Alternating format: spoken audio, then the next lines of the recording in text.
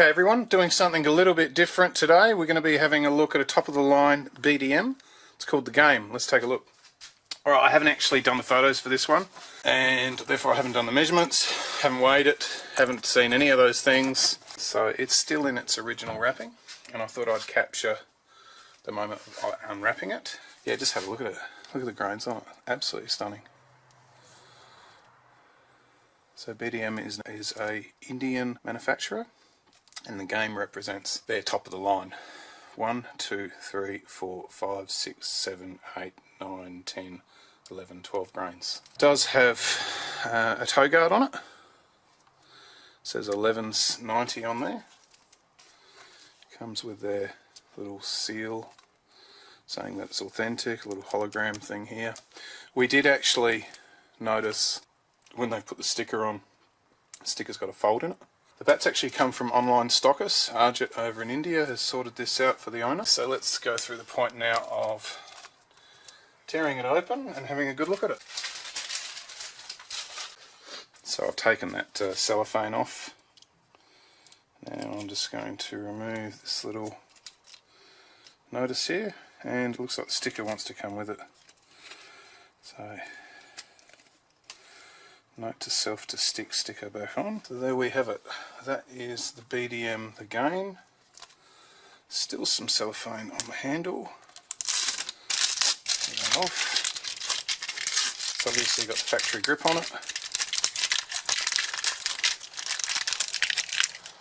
which is a combination of scale and ripple grip. So there you have it.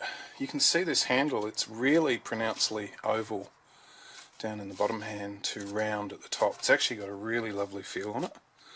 Feels spot on. Nicer in fact than the Gray-Nicoll Stonis that I just picked up. Really pronounced oval. So I like that.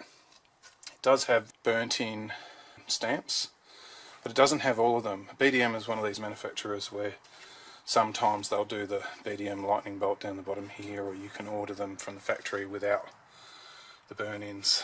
Some manufacturers like Serene Sports SS have actually switched now to lasers, but I don't mind the look of a burn-in. This willow is just stunning. Have a look at it, just all the way through.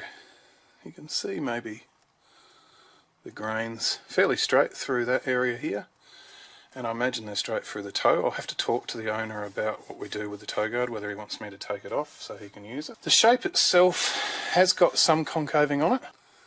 Possibly, it's like about 2 mil of concaving all the way through. So it's not full, but it is very well balanced.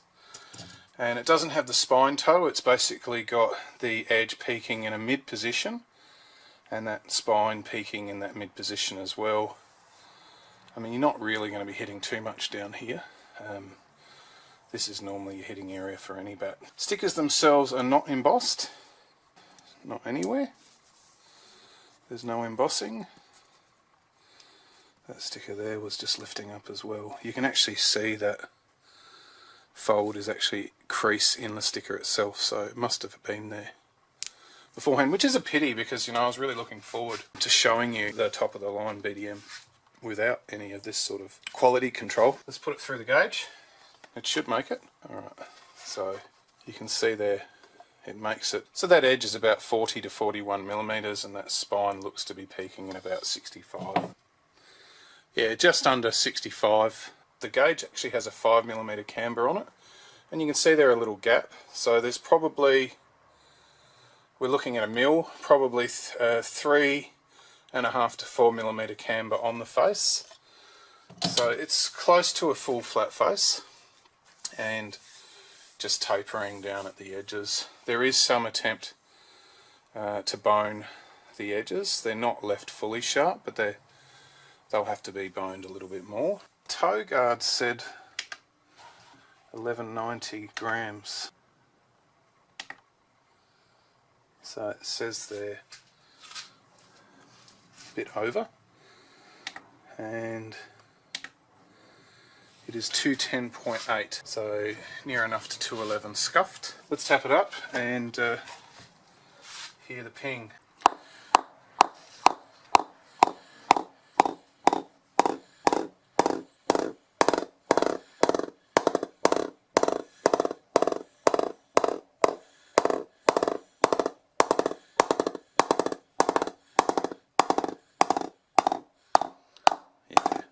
That's nice. Not too soft, going pretty well off centre too. But it's definitely a mid-high to just above low middle. So it's slightly more towards the toe. I'll just bring in that Stonis and we'll just tap that one up.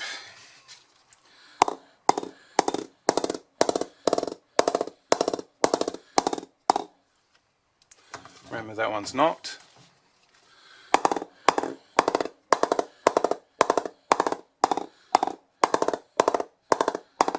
So this one probably feels a tiny little bit harder at this point. It needs an oil.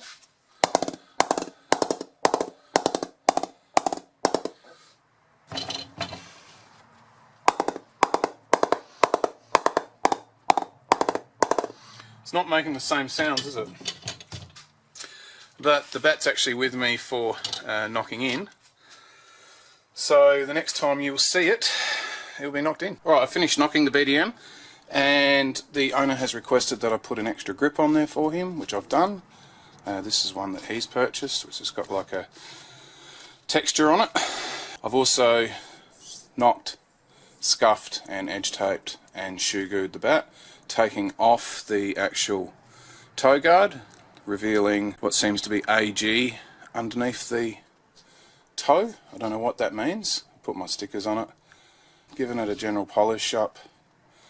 Had to remove those stickers that you saw, and we're waiting on new ones to come in. The general sticker quality is rubbish, I've got to say. You can hear that bubbling under there, and you can see it's actually lifting on those bands, which isn't really not good quality. See it there. They will generally split eventually wherever they're bubbling if they're not on tight. Yeah, that's really poor. I'd say what you've got here is a manufacturer that's really not an export manufacturer. BDM has a good name inside India, and look, I've refurbished a few BDMs and they've been absolute guns once they get going, so I don't have an issue with the actual bats themselves. I think the pressing on them is really nice. The handle shape is beautiful on this, but really the stickers, and this is the old stickers, I'm pretty sure they've replaced these. The sticker quality is crap, and this cover is absolute crap too. Put the bat in it for a few days thinking, well, I'll wait till this heat in Adelaide dies down.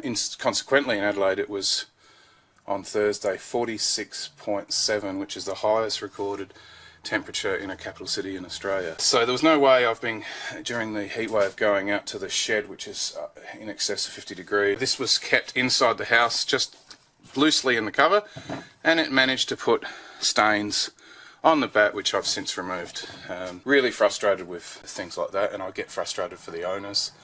You have a nice bat, you prepare it, you put it in the bag, and it does that.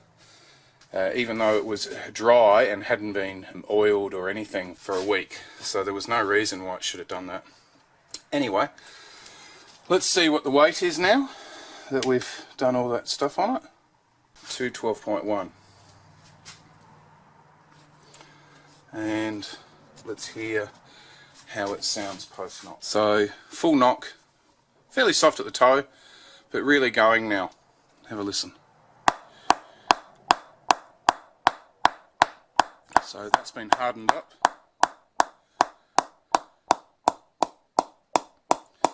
And you can hear that starting to go there.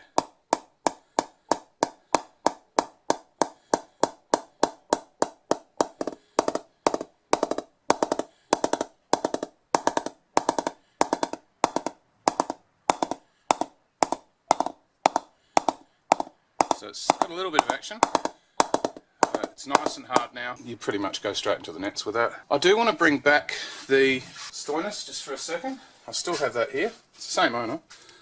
And I've done some work on that. Edge taped, shoe glue, and once the edge tape went on, I've just checked the knock. And look, to be honest, it's fairly close to knock. The toe needed a tiny little bit. The whole face was fine, so they've definitely done something as far as preparation with this bat for the players. Final weight on that is now 211.3. Also with the extra grip. The extra grip, it feels like a 2.9 to be honest. So that's that. And the BDM, well this is 212, but this actually has a lighter pickup than the Stonis. This one picks up beautifully, so much better balanced. Let's tap the Stonis up just to see the difference.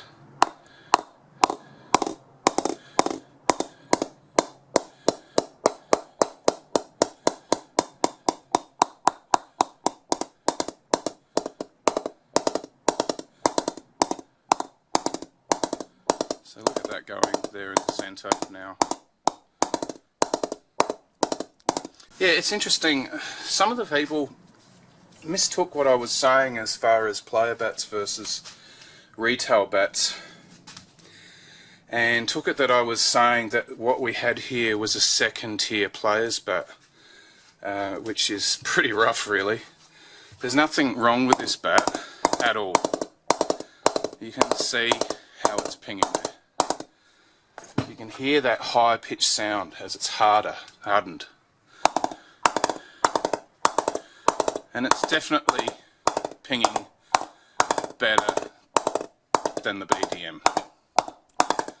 What I'm saying is I don't think chasing down player bats and paying an exorbitant amount of cash is going to get you a bat that's dramatically different to your top of the line off the shelf bats. And that's basically where I was coming from. Paying $1,500, that sort of money, is really just bragging rights, I've got to say. Yeah, they're beautiful bats, but it's the law of diminishing returns is where I was coming from. 4-piece, the really old one.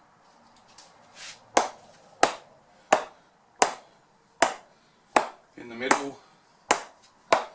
It's got that really hard feeling at the minute. Really needs some use in the nets. And I'd say this will come good.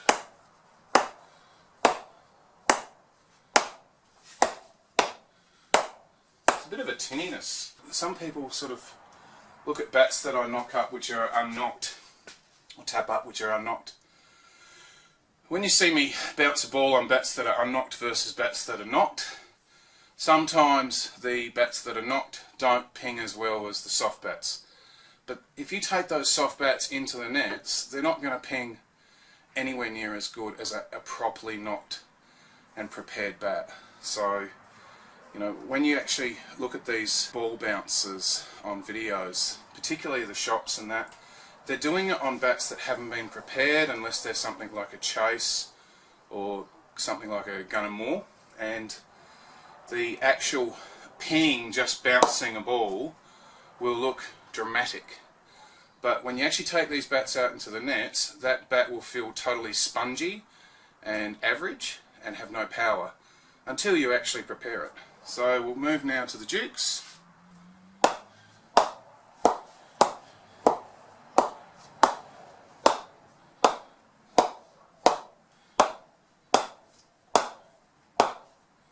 So now as the ball gets harder, you hear it starting to go pretty good. Even down at the toe it's feeling fine. Nice. Slight seam marks in it, so I'm going to have to go over it a little bit more. Generally when I oil a bat and knock it, then put the scuff sheet on, the scuff sheet softens it a tiny little bit more and I have to do a little bit more knocking. But I'm satisfied that that bat is fully ready to go into the nets and pretty much play checked shots and not go too stupid. And we'll finish off by thanking the owner for sending both the Stonis and the BDM over. It's not without the support of people who own the bats that I get to review these beautiful bats. You've really got to appreciate the people who send over the bats. There's no point putting in the comments, can you review this particular bat, can you review that particular bat, because I'm not a shop. I don't have the bats and I don't have any money to buy them. I really rely on patrons like this gentleman who owns this to purchase the bat and add it to their collection. I actually like BDM, but this is a bit disappointing. I don't know if this has been sitting on the shelf for a while. but the sticker quality was really rubbish, and yeah, it's going to polarise the people who watch this review. It's just a nice bat to hold, so sometimes it's not so much about how it's going to ping, it's about how it's going to actually perform in your hands, you know, how many shots you're going to be able to play. And I think this is a really nice design, good shape. I'm not too worried about concaving.